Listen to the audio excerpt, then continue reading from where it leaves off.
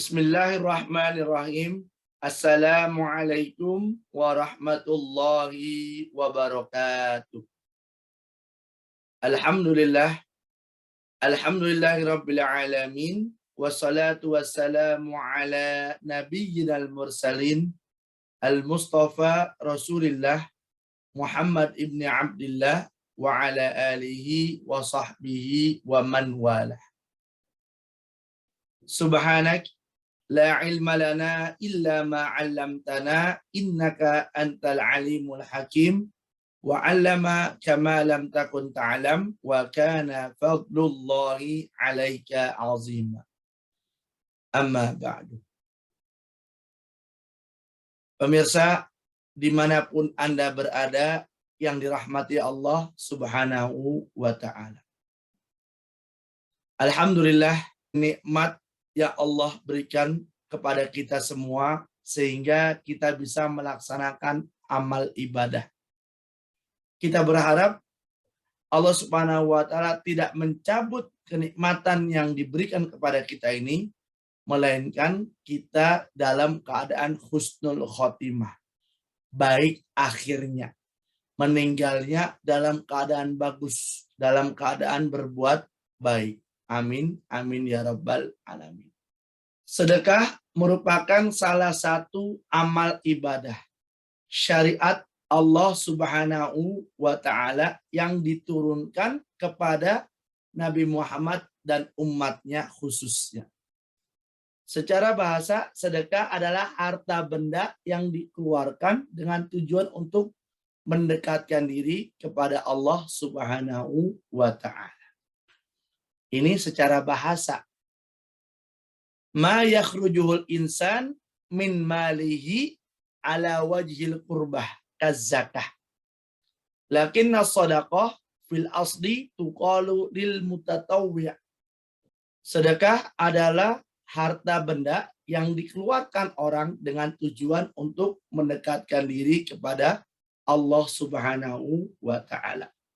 Namun, sedekah ini merupakan sunnah. Sementara zakat wajib. Walaupun sunnah, akan tetapi kita bisa mendapatkan keuntungan yang berlipat ganda. Dengan kita memahami pengertiannya dan juga keuntungannya, maka kita akan lebih pede, lebih percaya diri dalam menjalankan amalan tersebut, dan juga kita akan mendapatkan manfaatnya, keuntungannya, baik di dunia, di alam kubur, maupun sampai di akhirat kelak. Rasulullah Shallallahu Alaihi Wasallam adalah sosok yang amat dermawan, bukan hanya di bulan Ramadan, bahkan di luar Ramadan pun demikian. Selalu memberikan sedekahnya, mencontohkan yang terbaik kepada umatnya, bagaimana tata cara bersedekah. Bahkan di dalam salah satu hadisnya dikatakan umat muslim seluruhnya wajib untuk bersedekah, dikarenakan memiliki keuntungan yang sangat berlipat ganda, banyak keuntungan. Dalam pengamalannya, sedekah tidak mesti dengan uang, dengan harta kekayaan. Kalau seandainya diwajibkan dengan uang, makanya orang-orang miskin gak akan bisa bersedekah. Yang bisa bersedekah hanya orang-orang kaya saja. Akan tapi Nabi Muhammad Shallallahu Alaihi Wasallam mengatakan seluruh amal ibadah, seluruh kebaikan yang kita kerjakan itu bisa diganjarkan sebagai amalan sedekah. Sebagaimana hadis Nabi Muhammad Shallallahu Alaihi Wasallam dari Abi Hurairah. An Abi Hurairah qala qala Rasulullah Shallallahu Alaihi Wasallam. Ala kulli muslimin fi kulli yaumin shadaqah. Qalu ya Rasulullah wa may yutiku hadha? Qala inna taslimaka ala rajuli shadaqah. Wa imatatukal adza anit tariqi shadaqah. Wa iyadatukal marid shadaqah. Wa ighathatukal malhuf shadaqah. Wa hidayatu kattariq shadaqah wa kullu ma'rufin shadaqah. Hadis ini menjelaskan bahwasanya seluruh perbuatan baik itu diganjarkan sebagai sedekah. Seandainya kita mendapatkan ada duri atau sesuatu yang membahayakan orang lain, kita singkirkan, sudah diganjarkan sebagai sedekah. Mengunjungi orang atau menjenguk orang sakit itu juga sebagai sedekah. Dan hal-hal apapun juga yang kita kerjakan, perbuatan baik merupakan sedekah. Oleh karenanya akan ada banyak manfaat, keuntungan yang Allah Subhanahu wa taala janjikan kepada umat Nabi Muhammad Shallallahu alaihi wasallam bagi yang suka bersedekah, yang mendawamkan sedekah tersebut. Yang pertama adalah memberikan keberkahan pada harta. Seyogyanya Allah Subhanahu wa taala menitipkan harta bukan untuk kita foya-foyakan. Jadi jangan salah paham. Ketika kita memiliki uang sebesar 20.000 contohnya, mau makan di warteg, kalau dihabiskan semua, maka kita tidak bisa bersedekah. Kalau bersedekah seakan-akan akan berkurang, padahal yang disedekahkan tersebut itu tidak berkurang. Jadi kalau 20.000 kita makan nasi dengan telur atau apapun juga 18.000 contohnya. Sisa 2.000 kita masukkan ke dalam sedekah. Nah, hakikatnya 2.000 tersebut bukan hilang, melainkan menjadi investasi abadi. Investasi yang akan bermanfaat, yang berharga ketimbang dari 18.000 yang kita habiskan untuk makan.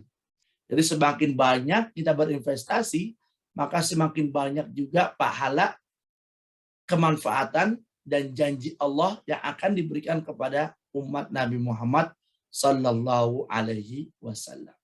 Mana qasa malu abdin min sadaqah.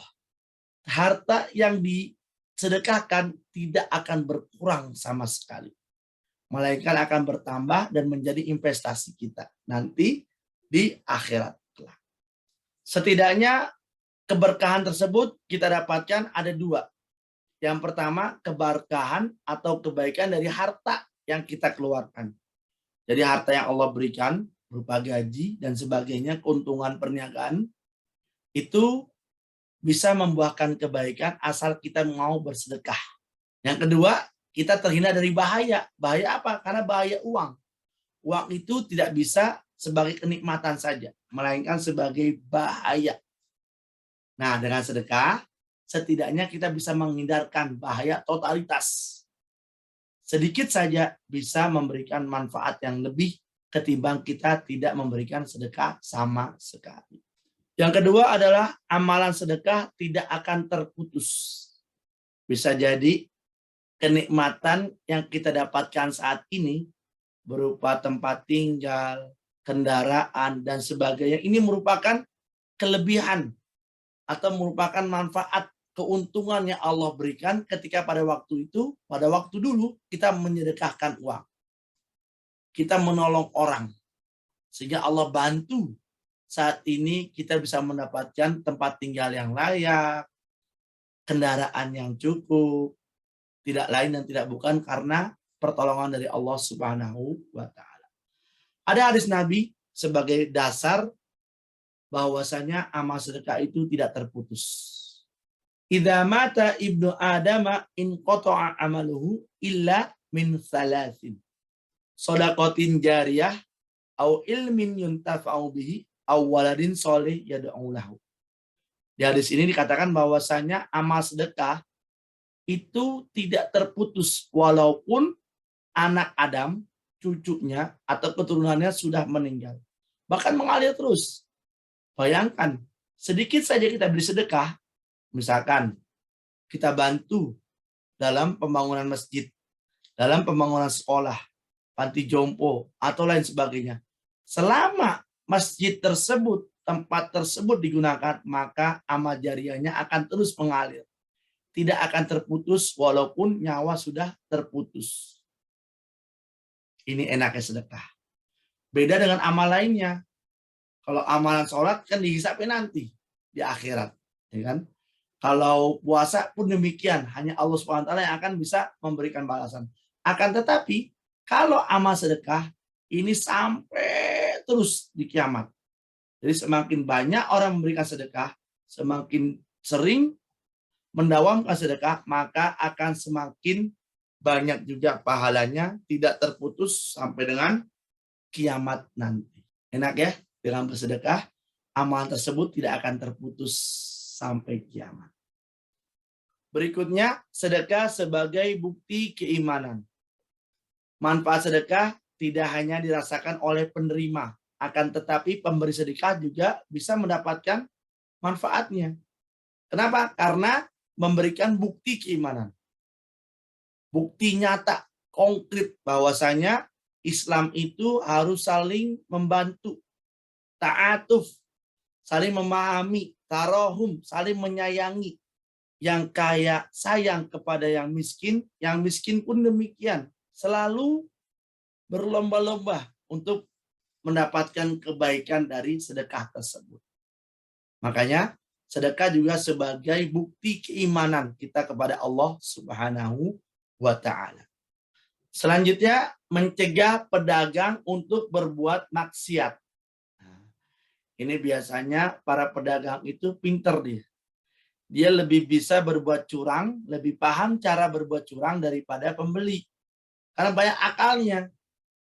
Ketika barang mahal, dia bisa curang.